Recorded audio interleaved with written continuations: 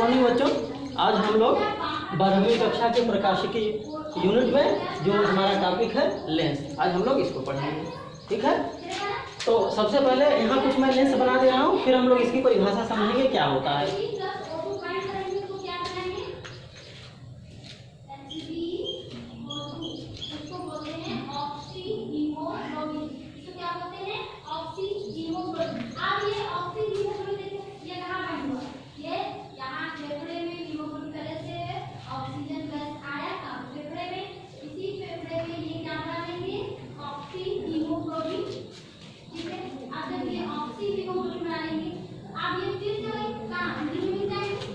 ये कुछ लेंस के प्रकार हैं। तो इसमें आप देखो कुछ लेंस इसमें से, मतलब आप इसको देखिए और इसको देखिए, इन दोनों लेंसों को हम देख रहे हैं तो इनमें दो वक्री सतह हैं, चाहे गोली सतह, एक ये।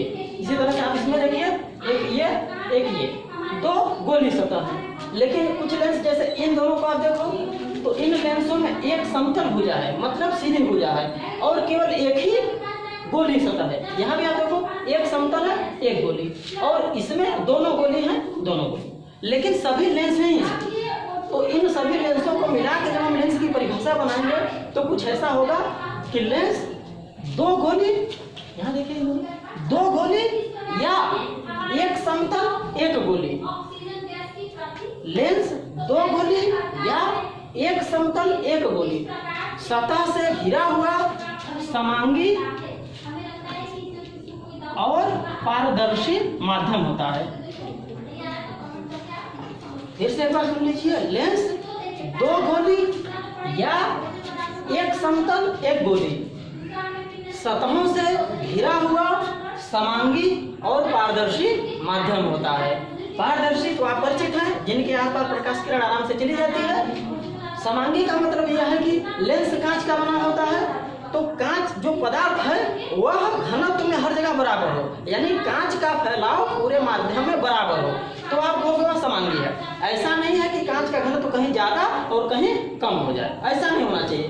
कांच का घनत्व हर जगह बराबर होना चाहिए, तो ऐसे माध्यम को आप कहोगे समांगी। तो लेंस समझ में आ गया क्या होता है? एक बार फिर से सुनिए, लेंस दो गोली या एक समतल एक गोली, सतहों से घिरा हुआ, एक समांगी और पारदर्शी माध्यम होता है। अब यहाँ जो हमने लेंस बनाया है, हम इनके नाम देखेंगे किस तरह से इनके नाम होते हैं। तो यहाँ आप देखो, यह जो लेंस है बीच में उभरा है, जब आप देखोगे ऐसे तो बीच में उभरा है, किनारों पर पतला है, ऐसे लेंस को बोला जाता है उत्तल लेंस। और वह लेंस जो बीच में पतला हो, किनारों पर मोटा हो, ऐसे लेंस को बोला जाता है अवतल लेंस। लेकिन एक और चीज है, इन दोनों वक्री सतहों की वक्रता त्रिज्याएं समान भी हो सकती हैं और असमान भी हो सकती हैं। जैसे एक देखिए, हम लोग उत्तल लेंस बनाया है इस तरह से, यहाँ दोनों गोली सतह हैं और यह भी उत्तल लेंस ही है, लेकिन दोनों गोली सतहों की वक्रता त्रिज्याएं अलग अलग हैं। यह भी उत्तल लेंस है, यह भी उत्तल लेंस है। तो अगर खाली दोनों गोली उत्तल जो गोली सतह हैं उनकी वक्रता त्रिज्याएं एकदम बराबर है, जैसे कि यहाँ हमने बनाया है, हमने ऐसा मान लिया है कि दोनों गोली सतह की वक्रता त्रिज्या एकदम एक दूसरे के बराबर है, तब ऐसे उत्तल लेंस को बोला जाता है द्विउत्तल लेंस। और ऐसे ही यदि हम यहाँ मान लें कि यह जो गोली सतह है इनकी वक्रता त्रिज्याएं ठीक बराबर है, तो इस अवतल लेंस को बोला जाएगा द्विअवतल लेंस। लेकिन वक्री सतह की वक्रता त्रिज्याएं अलग अलग हैं, तो आप केवल उत्तल लेंस बोलेंगे। और ऐसे ही ये देखिए, ऐसे यह एक अवतल लेंस है, क्योंकि बीच में पतला है, किनारों पर मोटा है, लेकिन इसकी वक्रता त्रिज्याएं अलग अलग हैं, इसलिए यह केवल अवतल होगा।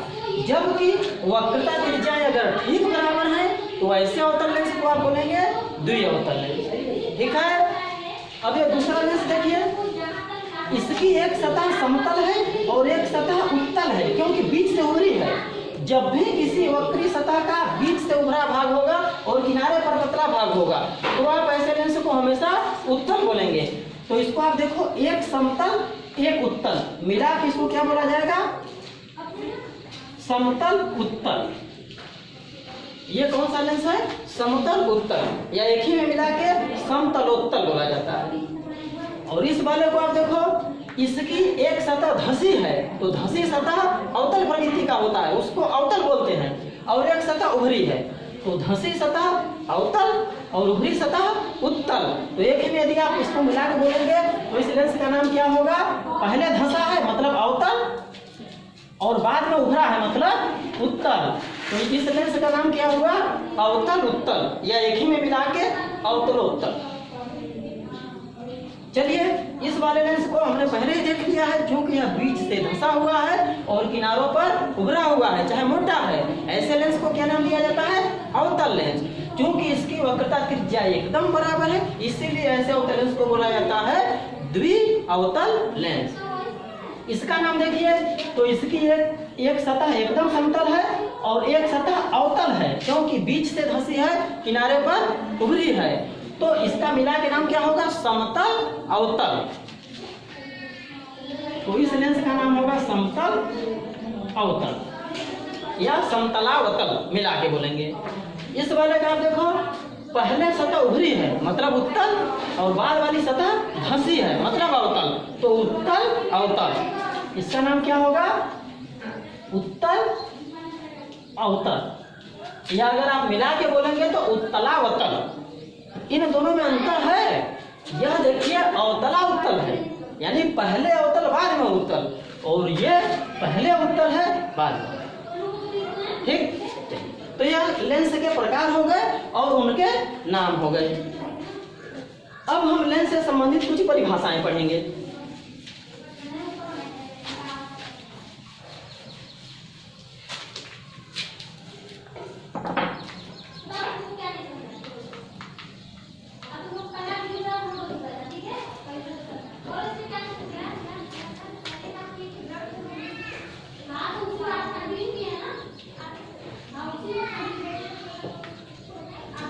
लेंस से संबंधित कुछ परिभाषाएं।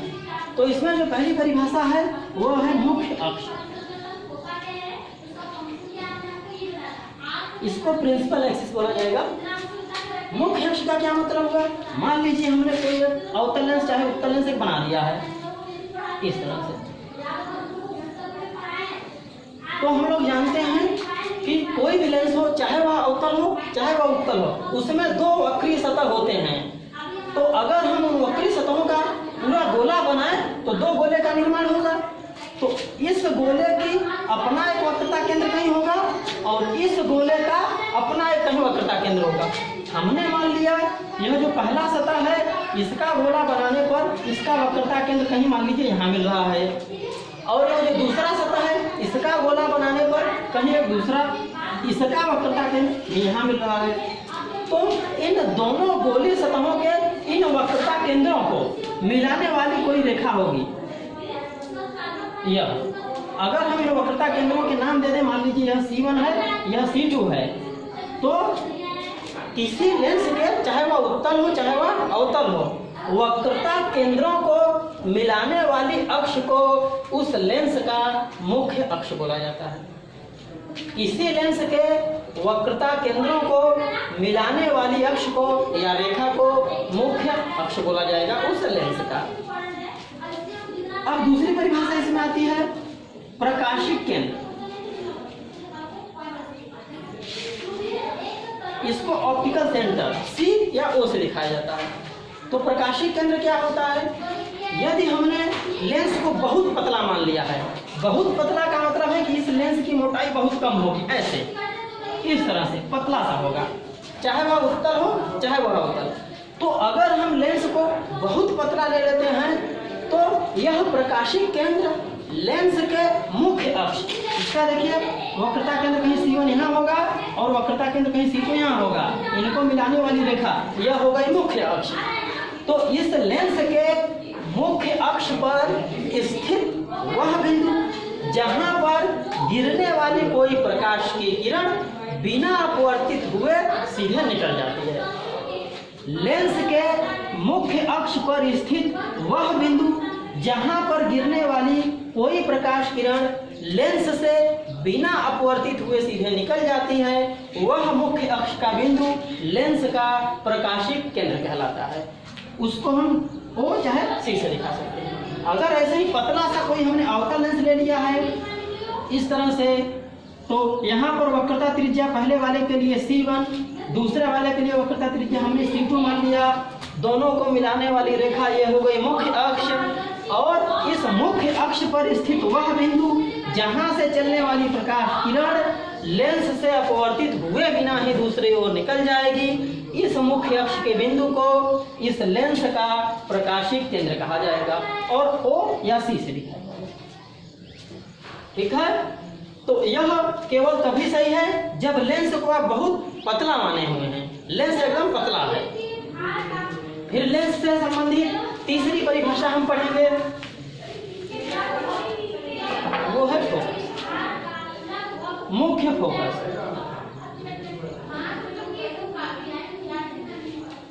तो किसी भी लेंस में दो फोकस होते हैं, एक को हम लोग प्रथम फोकस और एक को हम लोग द्वितीय फोकस बोलते हैं। तो हम खाली मुख्य फोकस ना बोल के एक एक यानी कि प्रथम मुख्य फोकस और द्वितीय मुख्य फोकस को परिभाषित करेंगे। तो उसमें से जो पहला फोकस है उसको हम लिख दे रहे हैं प्रथम मुख्य फोकस, इसको हम परिभाषित करेंगे दोनों लेंसों के लिए। तो चलिए, पहले हमने एक उत्तल लेंस बना लिया है और इधर एक अवतल लेंस बना लिया। इस उत्तल लेंस के लिए हमने कहीं वक्रता केंद्र C1 और C2, इसी तरह से दूसरे लेंस के लिए ये C1 और C2 परिभाषित कर दिया है। दोनों वक्रता केंद्रों को मिलाने वाली रेखा ये मुख्य अक्ष हमने बना लिया दोनों का, इस तरह से। अब हमने क्या बोला कि पहला हमको क्या परिभाषित करना है, प्रथम मुख्य फोकस। तो किसी लेंस का प्रथम मुख्य फोकस मुख्य अक्ष पर स्थित वह बिंदु है जहां से चलने वाली प्रकाश किरणें लेंस से अपवर्तन के पश्चात मुख्य अक्ष के समांतर हो जाए, वो इसमें समांतर हो जाएगी। लेकिन अवतल लेंस में ऐसा नहीं होगा, अवतल लेंस में दूसरे तरीके से होगा और दूसरे तरीके से फोकस परिभाषित किया जाएगा। तो हम खाली उत्तल लेंस के लिए परिभाषित करें तो हम कैसे बोलेंगे, लेंस के मुख्य अक्ष पर स्थित वह बिंदु जहां से चलने वाली प्रकाश किरणें लेंस से अपवर्तन के पश्चात मुख्य अक्ष के समांतर हो जाए, तब लेंस के मुख्य अक्ष पर स्थित वह बिंदु उत्तल लेंस का प्रथम मुख्य फोकस कहलाता है। अगर यही प्रथम मुख्य फोकस हम अवतल लेंस के लिए परिभाषित करें तो कैसे होगा। एक चीज और, यहाँ जानते हो उत्तल लेंस को एक और नाम दिया जाता है अभिसारी लेंस, और अवतल लेंस को नाम दिया जाता है अपसारी। अभिसारी लेंस का मतलब यह है कि उत्तल लेंस अपने ऊपर गिरने वाली प्रकाश किरण को अपने मुख्य अक्ष की ओर मोड़ता है, मुख्य अक्ष की ओर मोड़ता है, इसीलिए इसको अभिसारी लेंस बोला जाता है। और अवतल लेंस अपने ऊपर गिरने वाली प्रकाश किरण को मुख्य अक्ष से दूर हटाता है, फैलाता है, इसलिए इसको अपसारी लेंस बोला जाता है। तो उत्तल लेंस का प्रथम मुख्य फोकस हमने समझ लिया है। ऐसे ही यदि हम अवतल लेंस का प्रथम मुख्य फोकस परिभाषित करें तो कहेंगे अवतल लेंस के मुख्य अक्ष पर स्थित वह बिंदु जिसकी ओर आने वाली प्रकाश किरण, ऐसे देखिए हमने प्रकाश किरण ले लिया है और यह इस बिंदु की ओर आ रही है। तो अवतल लेंस के मुख्य अक्ष पर स्थित वह बिंदु जिसकी ओर आने वाली प्रकाश किरणें अवतल लेंस से अपवर्तन के बाद मुख्य अक्ष के समांतर। ठीक है, उसको आप क्या बोलोगे, प्रथम मुख्य फोकस।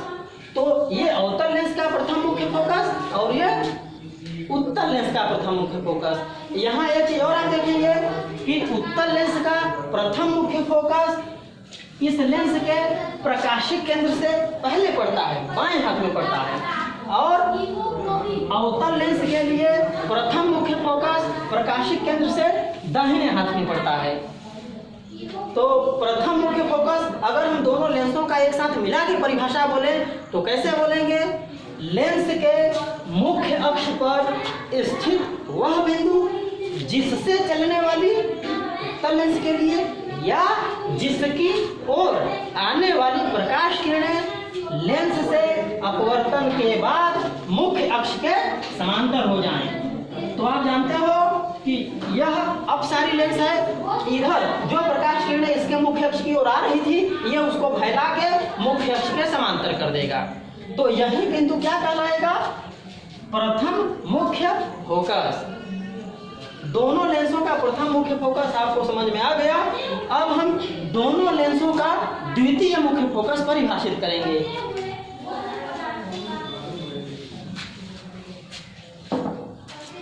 तो दूसरा हमारा फोकस है द्वितीय मुख्य फोकस।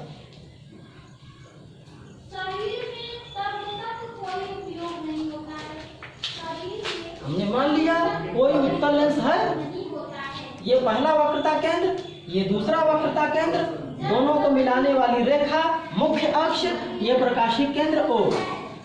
और ऐसे ही अवतल लेंस हमने ले लिया, पहला वक्रता केंद्र, दूसरा वक्रता केंद्र, दोनों को मिलाने वाली मुख्य अक्ष और उसका प्रकाशिक केंद्र O।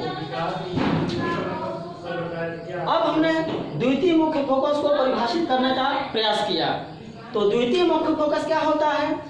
लेंस के, अगर हम पहले उत्तल लेंस के लिए परिभाषित करें तो लेंस के मुख्य अक्ष पर स्थित वह बिंदु, लेंस के मुख्य अक्ष पर स्थित वह बिंदु जिस पर लेंस के मुख्य अक्ष के समांतर, यह केवल उत्तल लेंस के लिए हम अभी परिभाषित कर रहे हैं, लेंस के मुख्य अक्ष पर स्थित वह बिंदु जिस पर लेंस के मुख्य अक्ष के समांतर आने वाली प्रकाश किरणें लेंस से अपवर्तन के बाद मिलती हैं। ये मान लीजिए लेंस के मुख्य अक्ष पर स्थित वह बिंदु जिस पर लेंस के मुख्य अक्ष के समांतर आने वाली प्रकाश किरणें लेंस से अपवर्तन के बाद काटती हैं। उत्तल लेंस के मुख्य अक्ष पर स्थित वह बिंदु उत्तल लेंस का द्वितीय मुख्य फोकस कहलाता है। यह केवल उत्तल लेंस के लिए होगा। अगर हम यही द्वितीय मुख्य फोकस अवतल लेंस के लिए परिभाषित करना चाहें तो कैसे होगा? तो आप जानते हो यह अभिसारी लेंस है, इसने प्रकाश किरणों को मुख्य अक्ष की ओर मोड़ दिया, और यह अपसारी लेंस है, यह प्रकाश किरणों को अपने मुख्य अक्ष से दूर हटाएगा। तो अगर हम दो समांतर किरणें ले लेते हैं जो कि मुख्य अक्ष के भी समांतर हैं, तो चूंकि यह अपसारी लेंस है, यह प्रकाश किरणों को मुख्य अक्ष से दूर हटाएगा। तो वास्तव में यह दोनों किरणें इधर मुख्य अक्ष पर वास्तव में कहीं नहीं काटेंगी।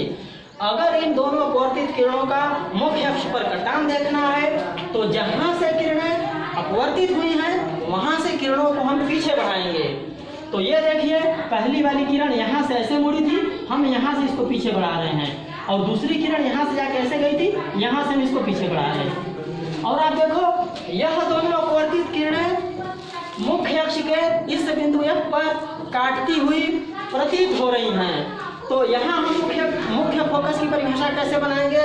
द्वितीय मुख्य फोकस की, लेंस के मुख्य अक्ष के समांतर आने वाली प्रकाश किरणें लेंस से अपवर्तन के बाद जिस बिंदु पर एक दूसरे को काटती हुई प्रतीत होती हैं, मुख्य अक्ष का वह बिंदु लेंस का या अवतल लेंस का द्वितीय मुख्य फोकस कहलाता है। अगर हम दोनों परिभाषाओं को एक साथ जोड़ लें, यानी कि उत्तल और अवतल की परिभाषा मिलाकर बोले, तो हम कहेंगे लेंस के मुख्य अक्ष पर स्थित वह बिंदु जिस पर लेंस के समांतर आने वाली प्रकाश किरण वास्तव में काटती हैं या काटती हुई प्रतीत होती हैं, लेंस के मुख्य अक्ष का वह बिंदु लेंस का द्वितीय मुख्य फोकस कहलाता है। तो यह हो गई लेंस से संबंधित कुछ परिभाषाएं। धन्यवाद। बाकी चीजें हम इसके आगे अगले वाले वीडियो लेक्चर में देखेंगे।